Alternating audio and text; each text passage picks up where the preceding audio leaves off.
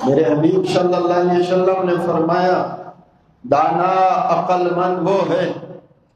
جو اپنے دل کو سمجھا بجھا لیتا ہے اور مرنے کے بعد کے لیے کچھ کام کر لیتا ہے، تیاری کر لیتا ہے، اور بے وقوف وہ ہے جو جی میں آئے وہ کرے لیکن امیدیں اللہ سے مانگے، کرے اپنی مرضی، امید اللہ سے مانگے۔ انسان کا تقاضا یہ ہے، حال شریف النفس انسان وہ مسلمان ہے یا غیر مسلم ہے،